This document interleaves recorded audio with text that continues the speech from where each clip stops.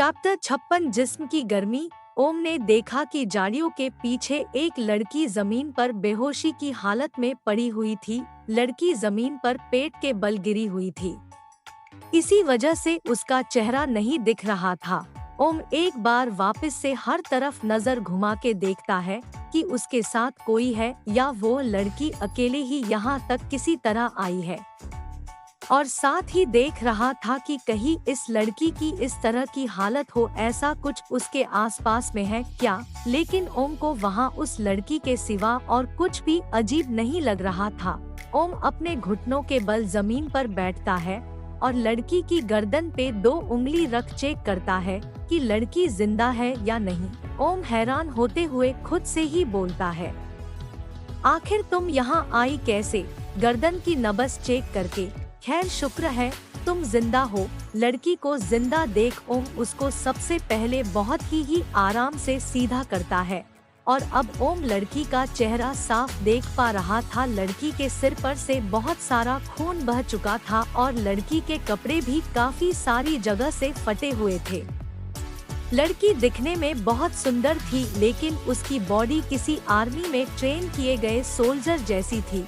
उसके मसल्स काफी मजबूत थे, क्योंकि उसके घाव बता रहे थे कि अगर कोई आम इंसान को इस तरह से जख्मी होता तो इन घावों के दर्द से मर ही जाएगा। ओम की आंखों ने अपना काम शुरू कर दिया था। उसकी नजर उस लड़की के शरीर पर पड़े उन घावों को एनालाइज कर रही थी, जिससे ओम को पता चला कि उसके घावों ने शरीर के बहुत से हिस्से को काफी कमजोर बना दिया है, और ये घाव किसी नुकीले हथियार के थे। और उस लड़की के शरीर पर तकरीबन ऐसे ही जानलेवा 20 से ज्यादा घाव ओम की नजरों में आए थे। ओम एक बार उस लड़की के गले पर हाथ रखता है और देखता है कि उस लड़की को तेज बुखार चढ़ चुका था। अब तक उस लड़की की सांसें भी धीमी गति से चलने लगी थी। ओम तुरंत ही समझ गया कि अगर अब जरा सी और देरी की तो शायद उस लड़की को बचाना मुश्किल हो सकता था। ओम तुरंत ही उस लड़की को उठाता है और बिना देरी किए ओम उस लड़की को क्लिनिक के अंदर चेकअप रूम में ले जाकर बेड पर लेटाता है।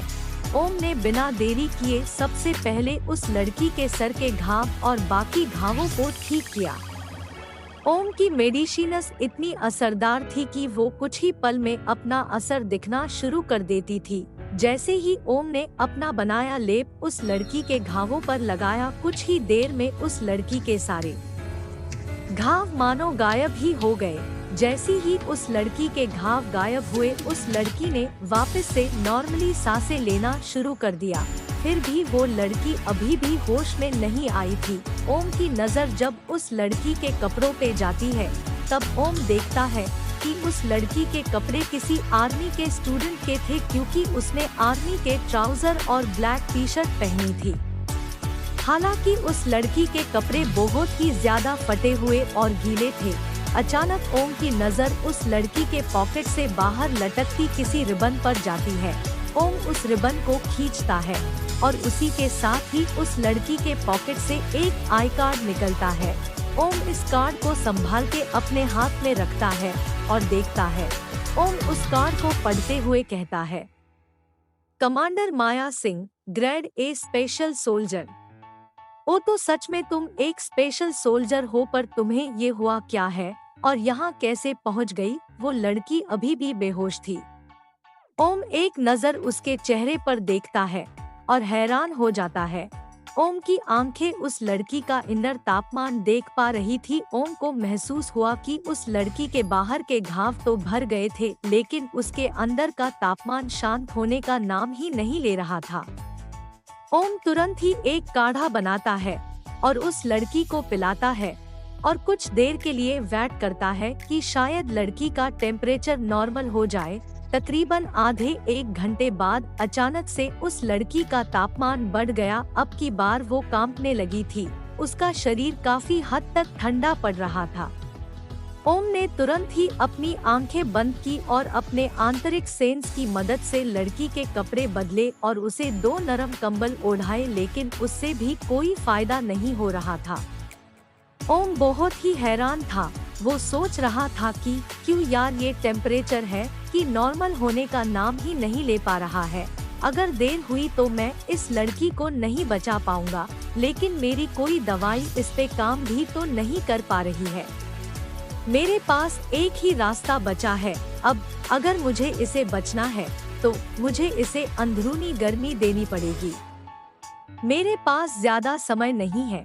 अगर देर की तो शायद इसे बचाना नामुमकिन हो जाए, लेकिन एक लड़की की इजाजत के बगैर मुझे नहीं लगता मुझे ये करना चाहिए, और अगर कुछ नहीं किया तो वो नहीं बच पाएगी। ओम बहुत ही गहरी सोच में था। उसके पास और कोई चारा भी तो नहीं था। कुछ पल सोचने के बाद आखिर में ओम ने जो होगा देख जाएगा ऐसा सोच फैसला किया कि वो उस लड़की को अपनी आंतरिक गर्मी से ठीक करेगा। वो तुरंत ही उस लड़की के करीब जाता है और बोलता है, माफ करना सोल्जर, लेकिन मुझे ये तुम्हें बचाने के लिए तुम्हारी इजाजत के बगैर ही करना पड़ेगा। ओम वापस से अपनी आंख बंद करता है और उस लड़की के कपड़े उतार देता है। ओम एक बार वापस से उस लड़की की पीठ पर हाथ रखता है और उसका टेम्परेचर टेस्ट करता है। अभी भी उस लड़की का टेम्परेचर वही था। अब ओम एक लंबी सांस लेता है और उस लड़की के साथ कंबल के अंदर चला जाता है।